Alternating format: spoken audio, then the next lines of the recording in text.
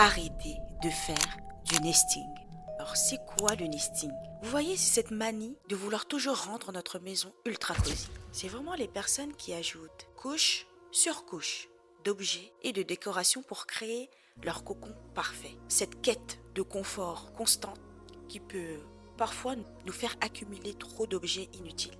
Au point où on arrive à perdre notre propre personnalité, notre propre décoration. Vous avez certainement déjà entendu ce genre de phrase, mais j'ai craqué pour cette lampe, elle est parfaite.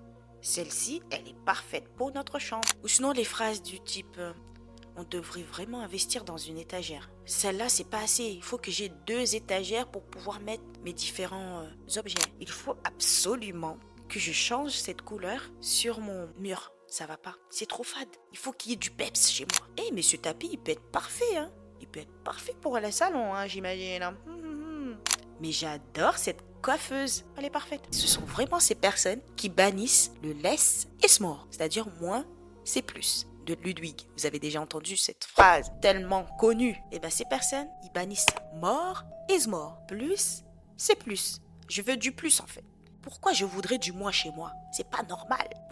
Pourquoi avoir du moins? C'est se priver des choses de la vie. J'avais lu un article qui résumait l'œuvre de Baudrillard, La consommation, c'est-à-dire la société de consommation. Et il parlait du fait que les centres commerciaux ont saisi toute notre vie. Là, je vais essayer de prendre la partie où j'avais vu. Ça a saisi toute notre vie. Pourquoi? Parce que ces lieux, en fait, ça maintient le confort, la beauté et l'efficacité. Les clients, lorsqu'ils arrivent dans un magasin, ils sont conditionnés matériellement au bonheur. C'est-à-dire les personnes étant privées des choses dans leur intérieur ou sinon dans des villes en général, vu qu'il y a une structure. En général, on sait très bien que dans les villes, il y a des structures de base qui ont été mises en place pour que ça soit neutre au final pour tout le monde. Eh bien, les centres commerciaux, c'est un peu les paillettes dans ma vie. C'est vraiment ça. Eh bien, dans ces lieux, il n'y a plus de sens. C'est-à-dire, tous vos sens sont confus. Le discernement disparaît. Qu'est-ce qui prend place? C'est l'ambiance. C'est-à-dire cette combinaison d'ambiance, c'est-à-dire les couleurs, la décoration, les différents produits, les différentes formes, les différents magasins. Tous ces magasins-là ont créé une ambiance dans un centre commercial pour que les gens achètent. Eh bien, on est conditionné à vivre le bonheur dans ces centres commerciaux. Les répercussions de ce type d'environnement, surtout le fait de les côtoyer régulièrement. C'est-à-dire, je me dis toutes les semaines, je vais dans les centres commerciaux, toutes les semaines j'y vais. C'est vraiment les personnes comme ça qui se disent, mais toutes les semaines, il faut que j'y aille, c'est impossible pour moi. Je dois aller faire les courses toutes les semaines. Toutes les semaines, je fais mes courses, je veux m'acheter quelque chose, je veux me faire plaisir, on est le week-end, c'est bon, laissez-moi tranquille en fait. Je travaille toute la semaine, mes 35 heures, laissez-moi tranquille. Et je vous comprends, sincèrement, je vous comprends. Ce qui en découle, le fait de fréquenter beaucoup ce genre d'espace, c'est que ces centres commerciaux se transfèrent dans nos intérieurs. On veut créer la même ambiance qu'il y a dans les centres commerciaux chez nous. C'est pour ça que les magasins de décoration comme Maison du Monde et tout ce qui s'ensuit, on crée un espace, on crée un environnement pour que vous achetiez. La puissance du branding, vous ne savez pas la puissance du branding, la puissance de la marque, ce qu'elle renvoie aux consommateurs. Chaque couleur renvoie quelque chose. Chaque code, chaque police, chaque bouton représente quelque chose. Il faut le savoir ça. Eh bien, un espace décoré dans un magasin peut être transféré dans vos intérieurs. Vous vous dites, ah ouais, ça donne bien là, je le verrais bien chez moi, hein. Franchement, j'aurais pas cru, j'aurais pas pensé ça. Eh ben, c'est pas mal, franchement, je vais le prendre. Je pense que celui-là, il peut aller très bien parce que la façon que c'est aménagé là, je le verrais bien dans mon intérieur. Sincèrement, là, c'est bon. Eh bien, c'est ça. Il a très bien décrit, Baudrillard, que le transfert d'une vie, la consommation saisit toute la vie. Ta vie. Parce qu'au final, ton intérieur, c'est ta vie, c'est ton espace. Et bien, la consommation est présente. Quel est le coût réel du nesting? Vous savez que 10% des Français possèdent une piscine. 10%. Eh bien, c'est peut-être peu ou pas assez, je ne sais pas. Mais lorsqu'on regarde le coût réel à l'année, c'est 385 € par an. 385 € par an. Et mais je pense que les personnes qui ont déjà ce type d'équipement, c'est-à-dire d'aménagement, de confort, ce sont des personnes qui ont un salaire qui est convenable, mais qui peut-être dépassent leur budget à travers juste l'entretien de ce confort-là. Vous savez déjà, le salaire moyen d'un Français, c'est pas des masses, quoi. On est d'accord. Entretenir chaque objet, chaque service, chaque prestation, tout ce que vous voulez demande un coût irrécupérable. C'est comme avoir un aquarium. Vous savez, quand j'étais plus jeune, je trouvais ça normal d'avoir un aquarium. Quand j'allais chez des amis, pour moi, c'était totalement normal d'avoir un aquarium. Quand tu es petit, tu te dis, mais c'est incroyable d'avoir un aquarium. Mais quand tu prends conscience de l'impact d'avoir un aquarium, le choix est vite fait. Avoir un aquarium peut vous coûter 165 € en électricité par an. Et n'en parlons même pas du poisson qui subit cette asphyxie quotidienne. Non, ça vous coûte cher. Ça coûte cher aux poissons, ça coûte cher au portefeuille. Acheter un climatisateur mobile, vous savez que là en été, oui, beaucoup vont se dire, je vois là parfois des pubs passer. Constamment on nous dit, achète un climatisateur s'il te plaît, parce que là il fait chaud, il commence à faire chaud. Bon, c'est pas encore notre cas ici, mais il faut que tu réduises la chaleur chez toi. Ça va te coûter en moyenne 130 €. Surtout si vous l'utilisez un mois. Vous savez que c'est 30 fois plus cher qu'avoir un ventilateur. En plus, j'avais une amie et elle me disait, oui, mais non, en fait, ça fait rien. Les ventilateurs, ça fait rien. Elle a pris un climatisateur mobile. Elle a dit, mais notre facture a gonflé. Eh bien oui, fallait s'y attendre. Ce sont des choix comme ça. On se dit, je veux du confort. C'est ça le nesting. Je veux du confort. Je veux avoir mon confort. Mon confort quotidien. Ça m'a coûté 130 €. Et bien sûr, qui dit chaleur dit douche. On va rester des heures dans l'eau parce que être cosy, ça fait du bien. On veut se sentir bien chez soi. On va rester des heures sous la douche. Rester plus de 5 minutes vous coûtera beaucoup plus cher. Imaginez 5 minutes de votre vie vous coûtera plus cher qu'en général. Rester 5 minutes, en général, une douche, ça prend pas 10 ans. Faut arrêter. Mais on veut tellement rester là. On peut même rester là à chanter pendant des heures. Mais tu chantes, mais lorsque tu verras ta facture, tu chanteras moins. Lorsqu'on voit la facture à la fin de l'année, on se dit, je suis restée trop longtemps sous ma douche, je pense. Je suis restée trop longtemps sous ma douche. Là, on a parlé de la piscine, de l'aquarium, 165 €, de la clim mobile.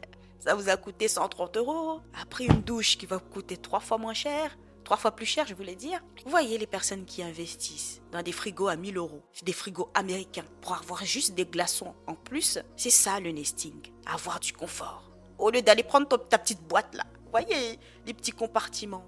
Il y a des petits compartiments comme ça, où on met de l'eau et après on laisse. C'est des basiques. Restez sur des basiques, vous verrez comment vous allez économiser dans votre vie. Les personnes vont se dire, je vais prendre le frigo américain à 2 portes. Vous voyez les deux portes plus un porte en bas. Mais toutes ces options sont du nesting. Je veux des glaçons, ça va me coûter 2 fois plus cher. Le réfrigérateur par rapport à un réfrigérateur classique, mais ça me va. Moi, c'est pas grave. Je vais avoir mon frigo américain. Mais jamais quoi. J'ai pas travaillé pour avoir un frigo qui sert à rien, qui me fait faire 3 étapes pour avoir des glaçons, qui me fait attendre 10 ans, qui me fait attendre 3 heures, voire 2 heures. Pour avoir mon glaçon. Non, moi je veux mon glaçon tout de suite. Comme je vous ai dit, satisfaction instantanée, tout simplement. Et ça vous coûte 2 fois plus cher. C'est ça le nesting. Les gens investissent davantage sur les travaux. Et ça peut taper dans le portefeuille. J'ai vu une étude qui disait que les Français ont dépensé près de 4 772 € pour améliorer leur intérieur en 2020. Et surtout, pour certains, c'était devenu un gouffre financier. Et oui, des dépenses qui dérapent, c'est ça. Et cela peut vite devenir un piège d'endettement si on n'y prend pas garde. Une overdose d'objets, ce qu'on peut appeler finalement le gaspillage. Vous savez ce que c'est le gaspillage ? J'ai repris encore l'article de Baudrillard qui expliquait que c'est une forme de folie. C'est-à-dire que, c'est une dysfonction de l'instinct. En général, on a toujours cette intuition, on a toujours ce discernement. On se dit que c'est rationnel, nos choix. Mais le gaspillage, c'est considéré comme irrationnel. La phrase disait que, je vais la lire tout simplement, le gaspillage est toujours considéré comme une sorte de folie, de démence, de dysfonction de l'instinct. Cette vision trahit le fait que nous ne sommes pas dans une ère d'abondance réelle, mais plutôt dans un état de rareté. On n'est pas dans une ère d'abondance réelle. On n'est pas dans l'abondance, mais plutôt dans un état de rareté. On se comporte comme des personnes qui n'ont pas assez, comme des personnes au final qui sont pauvres au final. Alors que beaucoup de personnes peuvent vivre déjà de tout ce qu'ils ont. On se comporte comme si il n'y avait plus de ressources. C'est ça la folie. C'est ça, c'est comme ça qu'est considéré le gaspillage. Et là, il disait que toutes les sociétés ont toujours gaspillé. C'est dans la consommation d'un excédent que les individus se sentent exister. Vous imaginez cette phrase, elle résume toute la vidéo. Pour vous dire, toutes les sociétés ont toujours gaspillé. C'est dans la consommation d'un excédent, c'est le fait de consommer plus que d'habitude que les individus se sentent exister. C'est lorsqu'on fait du trop qu'on existe. C'est lorsqu'on veut faire plus qu'on se sent exister. Ce parallèle entre un objet et notre vie.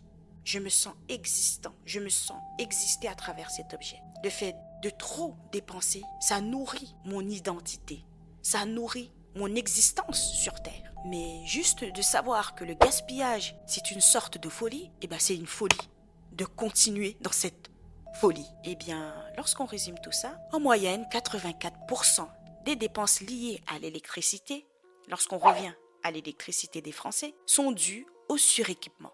Ça, ce n'est pas moi qui l'ai inventé, ce sont les études qui le disent. Et j'ai vu que 84% des dépenses sont liées à l'électricité. Ça reste un besoin, mais c'est un besoin qu'on peut réduire au final. Sont dus au suréquipement. Vous imaginez? C'est le fait d'avoir trop d'objets qui vous coûtent cher aujourd'hui. Les chiffres parlent d'eux-mêmes. Avoir un environnement cocooning vous coûte cher tous les jours. Ce qui est irrémédiablement ridicule, c'est de voir que plus de 8 millions de Français envisagent de déménager chaque année. J'ai fait le parallèle en fait, je me suis dit je vais faire un parallèle avec les différents textes et là j'ai vu qu'au final c'est vraiment ça. 8 millions de Français envisagent de déménager, voire plus. Ouais, j'avais écrit en 2021, plus de 8 millions de Français envisageaient de déménager. Alors qu'en 2020, on est d'accord que beaucoup se sont installés. En 2021, les gens veulent déjà partir. Aujourd'hui, c'est comme si aujourd'hui, tu crées ton nid, tu te dis mon nid douillet, c'est ce que j'aime. Oui, j'aime ma maison. Oui, j'aime ma maison. Un an après, j'en ai marre. Je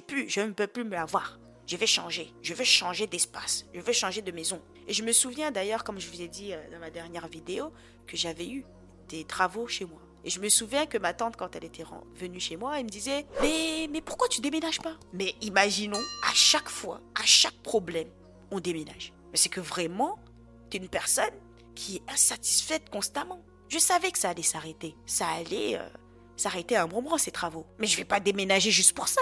Mais c'est illogique. Quand elle me l'a dit, elle était sérieuse. Elle me dit « Mais arrête, déménage. » Mais est-ce que je me suis plaint déjà ? Mais c'est juste parce qu'elle était venue et que je lui ai dit, non, j'ai fermé parce que c'est ça. Elle m'a dit, mais pourquoi tu déménages pas? Ça fait des mois que tu m'as dit qu'il y a ça. Oui, mais non, en fait. C'est pas parce qu'il y a des travaux que je vais déménager, j'aime bien ma maison. Et c'est aussi simple que ça. C'est qu'on est arrivé à un stade où on en a marre à chaque fois. On est arrivé à un stade où, à chaque fois qu'il y a des problèmes, on va dépenser plus. C'est comme les personnes qui nous disent que, oui, je me sens mal. Je vais acheter. Je me sens mal, je vais acheter des glaces. Je me sens mal, je vais acheter des vêtements pour me sentir bien. Toujours prendre l'extérieur pour mettre à l'intérieur. Je me sens mal, je vais aux centres commerciaux. On va pas à la nature. On va pas voir les arbres, on va pas dans une forêt. Non, on va aux centres commerciaux. Quand ça ne va pas, on va aux centres commerciaux. Vous avez vu à quel point l'inversion des valeurs est présente aujourd'hui dans notre société. Mais savez-vous que déménager tous ces objets peut également vous coûter cher? Oui, comme je vous ai dit, les gens se retrouvent à déménager parce que la vie n'est pas figée. Parce que tu peux avoir des opportunités ailleurs. Tu peux avoir des opportunités professionnelles, personnelles. Tu peux te dire que finalement je vais rejoindre mon conjoint. Finalement j'ai trouvé un travail dans un autre endroit. J'ai trouvé un travail dans un autre pays ou dans un autre endroit de ma ville au final. Pour me rapprocher de ma famille, je vais quitter mon logement.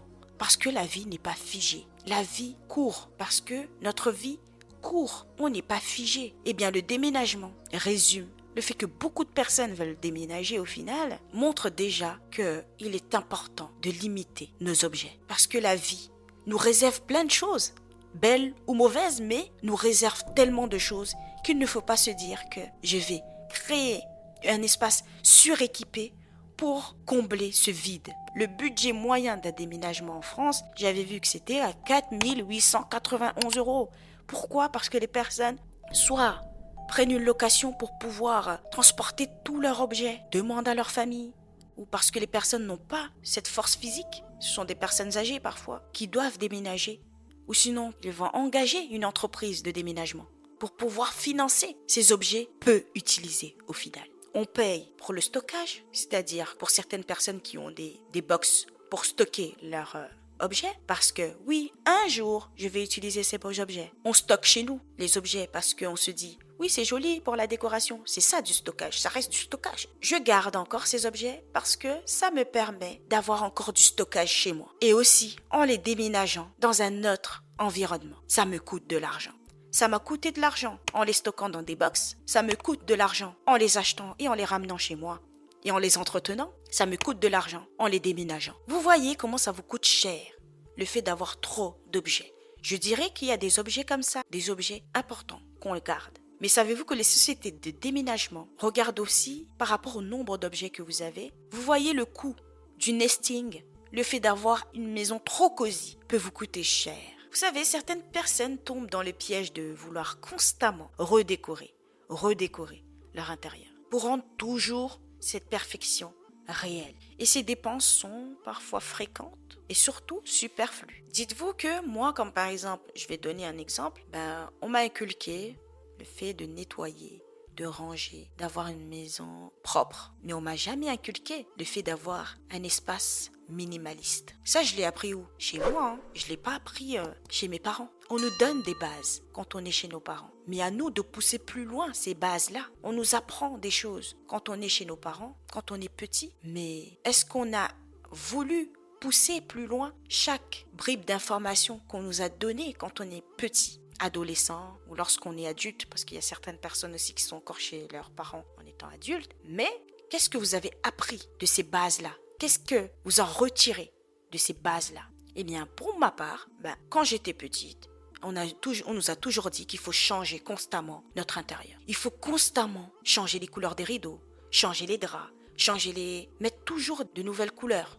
C'était vraiment ça en fait chez nous. Et j'avais vu ça aussi chez d'autres personnes, ce besoin-là de vouloir toujours changer de couleur tous les jours. Et c'est là que je me suis dit, mais c'est vrai en fait. Est-ce que c'est ce qu'il faut? Le fait de vouloir toujours changer de couleur. Toutes les semaines, il fallait changer. À chaque ménage, on change. On déplace les choses, on fait tout. Une fois, ça va. Mais tout le temps, à un moment, ça fait trop. Et ça, je me suis rendu compte qu'en étant dans un environnement plus stable, on n'a plus besoin de changer constamment. Je ne vais pas dire que, voilà, chez mes parents ou chez ces personnes-là étaient instables, mais ça montre l'état d'esprit qu'on crée chez soi, qu'au final, ce n'est jamais assez. Pourquoi ne pas juste garder les mêmes rideaux, les mêmes draps et les nettoyer la semaine et remettre? Peut-être avoir 2 rideaux, 2 draps, 2 plaids. Voilà, c'est tout. Mais se dire qu'on va changer 10 fois différentes couleurs, 10 différents plaids et les changer tout le temps. Je me suis dit non en fait. Non, c'est de la surconsommation et on ne se rend pas compte. Quand j'étais petite, je me rendais pas compte. Je me disais mais c'est juste parce que j'aime la décoration. Et il faut apprendre de ça. Il faut se dire qu'au final, on nous a appris des choses. Moi, on m'a appris d'être propre, rangé, nettoyé. Oui, mais dans du trop, c'est-à-dire dans trop d'objets. Et c'est pas comme si c'était pas organisé, mais justement, l'organisation, c'est se limiter à ce que l'on a. L'organisation, c'est réduire pour avoir moins à organiser, justement. Ce n'est pas organisé constamment. D'ailleurs, j'avais vu dans un de mes vidéos, il y avait une personne qui disait que j'ai toujours besoin d'un autre meuble pour ranger mes affaires. J'ai trop d'affaires, j'aimerais avoir un autre meuble ou un autre truc. Mais je lui ai dit, mais non, en fait. Ce que tu as besoin, c'est de regarder avec ce que tu as déjà. Est-ce que tu n'as pas trop, justement? Le problème, souvent, c'est comme pour les régimes. Ce qu'on devrait regarder, ce n'est pas qu'est-ce que je dois rajouter pour perdre du poids. Qu'est-ce que je devrais diminuer pour perdre du poids. C'est aussi simple que ça. On peut rajouter le sport, mais on ne va pas rajouter des tonnes de matériel qui, au final, on ne les utilise pas. Les bases, tu as juste les bases. Combien de personnes payent des abonnements de sport dans des salles de sport, mais n'y vont jamais? Combien de personnes font ça? Ils ont payé le prix d'un confort, c'est-à-dire d'avoir tout le matériel d'une salle de sport, mais n'y vont pas. Et bien c'est la même chose pour notre intérêt. On paye un confort qui finalement, on n'arrive plus à supporter une overdose. On paye le prix du trop d'objets. C'est comme les coussins décoratifs. Les personnes qui ont tellement de coussins sur leur lit. Vous voyez un peu sur Internet, les personnes rajoutent encore. Tu vois sur le lit, la moitié du lit est pris de coussins. Mais c'est incroyable en fait. Ça, c'est du nesting. Le prix du nesting. Le prix de vouloir trop décorer. La personne, elle met un coussin, un autre coussin devant, un autre coup. Ça fait un genre de pyramide. Arrêtez ça. Arrêtez ça. Ça vous coûte votre temps, Ça vous coûte votre temps parce que vous allez devoir les enlever un par un, les nettoyer un par un, les ranger un par un. C'est ça la charge mentale. Finalement, c'est pas du cosy, ce n'est pas du douillet, ni un nid douillet. C'est un nid à charge mentale. Voilà le coût du nesting. Le fait de vouloir trop suréquiper, de trop vouloir un nid douillet. Le niveau de conscience, le niveau de suréquipement nous empêche d'aller à l'essentiel. Malheureusement, la surconsommation associée au nesting peut aussi avoir un impact négatif sur l'environnement et ça, beaucoup de personnes n'arrivent plus à en prendre conscience. Ça génère des déchets, ça encourage à la fabrication excessive, mais malheureusement, ce processus de fabrication est totalement oublié aux yeux du consommateur selon cet article. Les bienfaits de la consommation ne sont pas vécus comme résultant d'un travail. Ils sont vécus comme miracles, car la technique invisible efface à la conscience du consommateur le long processus social de production. De sorte que c'est une pensée magique qui régit la consommation, et une mentalité miraculeuse qui régit la vie quotidienne. La masse des consommateurs vit la profusion comme un effet de nature. Les nouvelles générations sont désormais des héritières. Elles héritent des biens, mais surtout du droit naturel à l'abondance.